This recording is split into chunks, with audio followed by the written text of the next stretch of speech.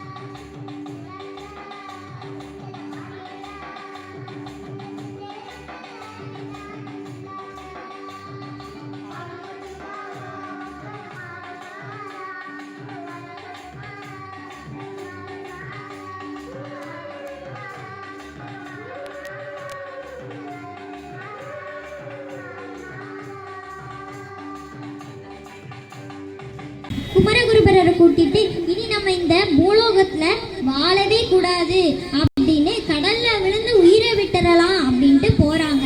அப்பதான் முருகப்பெருமான் என்ன பண்றார்? அர்ச்சகர் வடிவில கையில ஒரு தாமர மலரோடு வர்றார். வந்து குமரகுருபரரை பார்த்து, குழந்தாய் இது என்ன அப்படின்னு இந்த தாமர மலரை காட்டி கேட்கிறார். அதற்கு குமரகுருபரரும் பூ அப்படின்னு சொல்றார். பேசாத குழந்தை பேசிட்டு அவ்வளவு சந்தோஷமா இருக்கு. அவங்களுடைய பெற்றோருக்கு பிறகு இருக்காதா? 5 வருஷமா, அதாவது 5 வயசு வரைக்கும் பேசாத குழந்தை திடீர்னு வாயை திறந்து பேசுதுன்னா இருக்காதா? குமரகுருபரருடைய அப்பா அவரோ ஒரு கவி பாடும் புலவர். தன்னுடைய மகனால பேச கூட முடியாது அப்படின்னா எவ்வளவு மனம் கஷ்டமா இருக்கும். அப்படி இருக்கிற சமயத்துல தன்னுடைய மகன் வாயை திறந்து பேசினான்னா எவ்வளவு சந்தோஷமா இருக்கும். அதே சந்தோஷத்தோடு நேரா முருகப்பெருமானுடைய சந்நிதிக்கே வந்தாங்க. அங்க வந்து குமரகுருபரர் கந்தர்களி வெண்பாவை பாடினார். முருகர் மேல கந்தர்களி வெண்பாவை பாடினார். இவருடைய முதல் வார்த்தை என்ன? அதாவது குமரகுரு வார்த்தை என்ன? பூ அப்படின்னு தானே முதல் வார்த்தை பேசினார். அதையே முதல் அடியாக கொண்டு பூமேவு செங்கமல புத்தேலும் தேரறிய பாமேவு தெய்வ பழமறையும் தேமேவு நாதமும் நாதாண்ட முடிவும் நவைத்தீர்ந்த போதமும் காணாத போதமாய் ஆதிநடு அப்படின்னு இந்த கந்தர்களி வெண்பாவை பாடினார் குமரகுருபரர். அனைவருக்கும் வணக்கம். நான் உங்க அனுமீரா. சத்திதானந்த நாமம் அப்படின்னா என்ன? அதாவது தந்தையுடைய பெயரை மகளுக்கு வைப்பது. நலன் மகள் நலாயினி, பர்வதராஜன் மகள் பார்வதி தேவி, குந்திபூதன் மகள் குந்தி தேவி, பாஞ்சாலன் மகள் பாஞ்சாலி, தக்ஷன் மகள் தட்சாயினி. இப்படி தந்தையுடைய பெயரை மகளுக்கு வைப்பது தான் சத்திதானந்த நாமம். இது எதுக்கு இப்படி வைக்காங்க? தன்னுடைய மகளை அடுத்த நாட்டுக்கு கல்யாணம் பண்ணி கொடுக்கும் பொழுது அவளுடைய பேரை கேட்டதுமே, ஓ இன்னார் மகள், இந்த நாட்டு ராஜாவுடைய மகள் அப்படின்னு தெரிந்து கொள்ளுவதற்காக இப்படி தந்தையோட பெயரை மகளுக்கு வைப்பாங்க. இதுதான் சத்திதானந்த நாமம்.